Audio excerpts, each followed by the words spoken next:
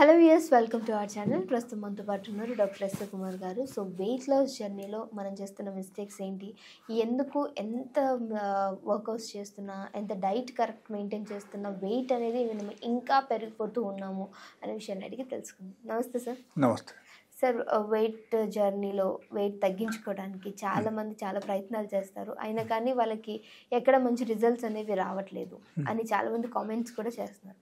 ఎక్కడ మిస్టేక్ ఏడ్ చేస్తున్నామంటారు? దీనికి సంబంధించిన మంచి హోమ్ రెమెడీస్ ఉన్నాయంటారు? నార్మల్గా యాక్చువల్లీ ఫస్ట్ మనకు తెలుసుకోవాల్సిన విషయం ఏంటంటే ఒకరికి వెయిట్ పెరుగుతుందంటే what is the reason behind that. Okay, so there are specific reasons, కొన్ని స్పెసిఫిక్ రీజన్స్ ఉంటాయి, అది నేను చెప్తాను. అక్కడ ఏంటంటే if you have thyroid TSH level is very very high, మీకు 100% అక్కడ వెయిట్ పెరగడం అవకాశం ఉంది. That is one.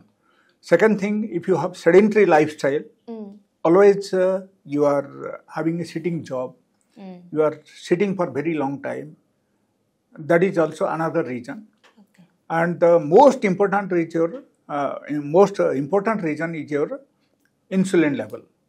If your fasting insulin level is very very high, more than the normal range, so definitely you are coming under the track అని అనుకోవాలి. So నార్మల్గా actually people thinks that normal insulin test చేసేసి వాళ్ళు చూస్తారు, అక్కడ range మనకు 25 ఉంది, కొంతమంది ల్యాబ్స్ వాళ్ళకి 20 ఇస్తారు. సో మనకు ఈ విధానం ఉంది కదా, సో ఏం పెద్ద సమస్య ఏం లేదు అని అనుకుంటారు. But it's not correct. Actual fasting insulin normal range should be around 6 in case దాటిందంటే you should be careful from there onwards. And ఈ టైప్ ఎప్పుడైనా సరే మీది fasting insulin level it's more than 6, ఖచ్చితంగా మీకు in future you may gain weight and you may come under the heart attack, you may become diabetic in future. Okay, and unwanted hairs will develop and you may go to the depression also. Yeah, so much of problems are there and you will become very very sensitive. Then finally what happens, you will meet different types of doctors, different types of medication, different types of test has to be done. So all this will come. Yeah, so that is called hyperinsulinemia అని చెప్తారు యాక్చువల్గా. Yeah, so ఈ hyper ఇన్సులినేమియా ఎప్పుడైనా సరే మనకు వచ్చేస్తే ఖచ్చితంగా మన బాడీ సెన్సిటివ్ అయిపోతుంది అండ్ దాంతో పాటు ఈ ప్రాబ్లమ్స్ అన్నీ డెవలప్ అవుతుంది. Okay, and they'll go to depression. Gradually anxiety will develop, they'll go to the depression. Then lot of medication is required, lot of investigation is required. So many things are to be done. సో ఇది అన్నీ మనకు జరగకుంటే ఉండాలంటే we have to maintain that 6 range of the fasting insulin level. Okay, and ఈ level మీరు maintain చేశారంటే మీకు మ్యాక్సిమం వెయిట్ పెరగదు. ఓకే, బట్ అక్కడ ఏంటంటే నార్మల్గా మనం తీసుకున్న ఆహారం బట్టి చూస్తే if you are into hyperinsulinemia అప్పుడు ఏమవుతుందంటే ఖచ్చితంగా you cannot come out from the track because your insulin secretion will be produced every now and then.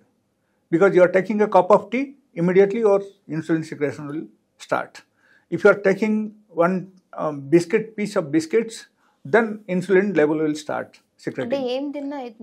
Except water, you take anything, whether milk, coffee, tea, or like biscuits, otherwise maybe a chocolate, whatever. So the frequency of eating మీరు తగ్గించాలి. Frequency of eating తగ్గిస్తేనే అప్పుడు మాత్రం then you can come out from the track. లేకపోతే ఏమవుతుందంటే again wait రిడక్షన్కి మీరు medicine వాడాలి, మెటాబాలిజంకి సరిగా చేయడానికి మెడిసిన్స్ వాడాలి, అండ్ యాంగ్జైటీ లెవెల్కు మనం కంట్రోల్కు తీసుకురావడానికి అగైన్ మెడిసిన్ వాడాలి, and it will become a big problem. So finally you will come for the antidepression drugs వచ్చిన తర్వాత దెన్ అక్కడ ఏమవుతుందంటే it may be work out for few days first, తర్వాత ఏమవుతుందంటే అది అలవాటు పడిపోతుంది అండ్ అది మీరు తీసుకోకపోతే మీరు ఉండలేరు, ఆ పరిస్థితి వచ్చేస్తే. So all these anti depression drugs, anti anxiety drugs are very very actually very very critical drugs. మనం అది యాక్చువల్లీ వాడకూడదు. అండ్ ఒకసారి మనిషి అలవాటు పడితే దాని నుంచి మనం బయటికి రాలేదు. Okay, so it is so serious case అనమాట. సో మనం అంతవరకు వెళ్ళకుంటే ఉండాలంటే మనకు యాక్చువల్లీ ఇన్సులిన్ లెవెల్ మనకు నార్మల్గా ఫాస్టింగ్ ఇన్సులిన్ లెవెల్ మనం నార్మల్ చేయాలంటే అప్పుడు ఎక్సర్సైజ్ ఈజ్ మస్ట్. అట్లీస్ట్ పొద్దున ఒక 40 minutes, ఈవినింగ్ 40 minutes మనం డైలీ బేసిస్లో కొంచెం హార్డ్ కోర్ ఎక్సర్సైజ్ చేయాలి. That is one. And second thing, we have to maintain our food pattern. Like you have to take only 2 times food in a day, morning once and evening once, and in between that 8 hours gap. Okay, so that 8 hours gap is very very important.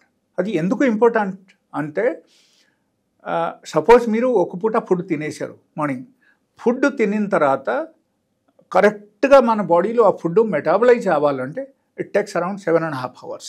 7.5 hours. Yes, so that is the reason I am talking about 8 hours. So if you are giving 8 hours gap, then ఖచ్చితంగా ఏమవుతుందంటే like గ్రాడ్యువల్గా మీ బాడీలో even without medication కూడా మీకు 100 to 100% మీకు లావు తగ్గడం జరుగుతుంది. And గ్రాడ్యువల్గా తగ్గుతుంది. You should not think that immediately నాకు హైయర్ లెవెల్లో అన్నీ జరిగిపోతాయని కాదు, బట్ గ్రాడ్యువల్గా మీ బాడీ తగ్గడం స్టార్ట్ అవుతుంది. అండ్ అప్పుడు ఏమవుతుందంటే యూల్ గెట్ యాక్చువల్ షేప్. అప్పుడు ఇన్ కేస్ బెలీ ఫ్యాట్ కూడా చాలా ఎక్కువ ఉన్నా సరే కూడా తగ్గడం అవకాశం ఉంది. అండ్ మీకు ఓవరాల్ బాడీలో వెయిట్ తగ్గుతుంది. మీకు in case due to that excessive wait in the body లేకపోతే ఒబేసిటీ, అప్పుడు ఏమవుతుందంటే different types of complications starts. ఆ కాంప్లికేషన్స్ మొత్తం మనకు ఏమవుతుందంటే టోటల్గా మనకు తగ్గడం స్టార్ట్ అయిపోతుంది.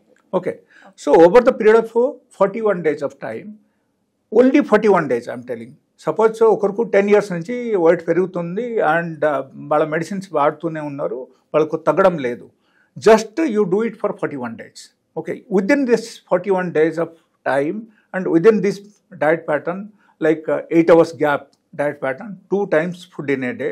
ఓకే, ఇది మాత్రమే మీరు ఫాలో అయ్యారంటే 100 to 100% మీకు వెయిట్ నార్మలైజ్ అయిపోతుంది.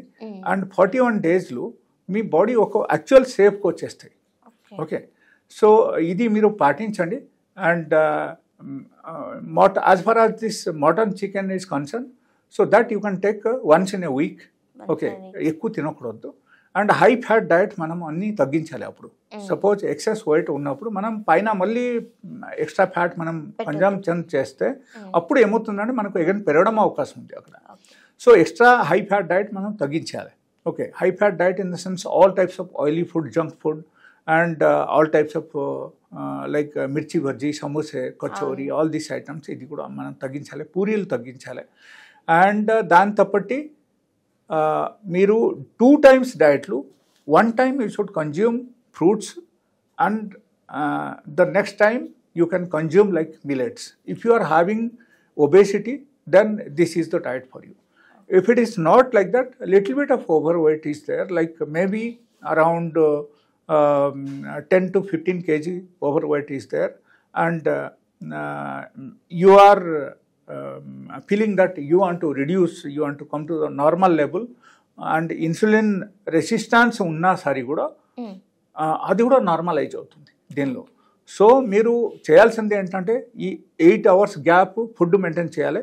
ఒకరికి ఇన్ కేస్ లెట్ అస్ సే వాళ్ళకు దే ఆర్ నాట్ ఒబేస్, వాళ్ళకు నార్మల్గా కొంచెం వెయిట్ ఉంది, ఆ టైప్ అయితే వాళ్ళ ఏదైనా తినొచ్చు. పొద్దున you can eat anything, normal breakfast తినొచ్చు, అండ్ సాయంత్రం కూడా నార్మల్ ఫుడ్ కూడా తీసుకోవచ్చు.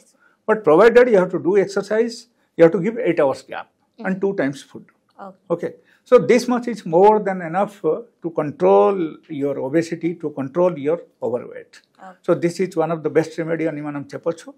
అండ్ దీని తప్పటి in case suppose you are not satisfied with that, otherwise something else is there, maybe some sort of internal problem is there, so they have to visit my clinic and complete analysis చేసి వాళ్ళకు diet pattern మళ్ళీ సెపరేట్గా ఇస్తాను. So they can reduce the weight. Okay, thank you so much. Thank you.